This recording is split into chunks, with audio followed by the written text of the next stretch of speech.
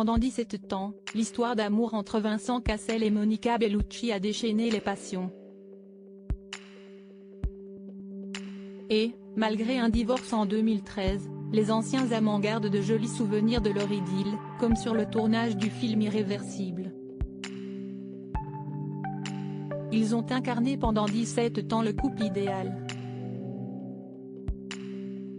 Vincent Cassel et Monica Bellucci, ou l'histoire d'une love story qui a fait rêver les Français. Avec une rencontre sur un tournage, celui de l'appartement en 1996, un coup de foudre, 2 enfants, et une vie de globe-trotteur, partagée entre l'Italie, la France, l'Angleterre et le Brésil, toutes les cases étaient cochées. Et puis patatras, les amoureux décident de se séparer d'un commun accord et annoncent leur rupture le 26 août 2013.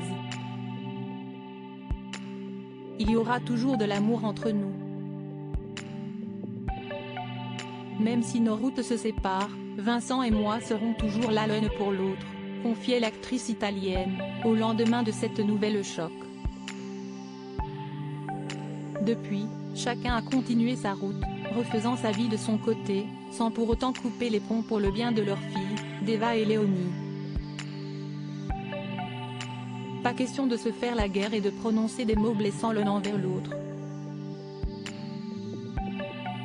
Complices sur le tournage d'Irréversible, au contraire, tout prétexte est bon pour rappeler la force de leur romance. Dans un entretien accordé à GQ Magazine, Vincent Cassel a ainsi évoqué un joli souvenir datant du tournage d'Irréversible, dans lequel il partageait l'affiche avec son ex-femme. Le réalisateur, Gaspard Noé, souhaitait enregistrer une histoire d'amour avec des scènes de sexe explicites, et s'est d'abord heurté au refus poli du couple.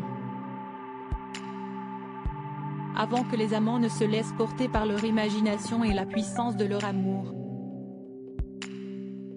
À la deuxième prise, on ne sait déjà plus ce qu'on a dit.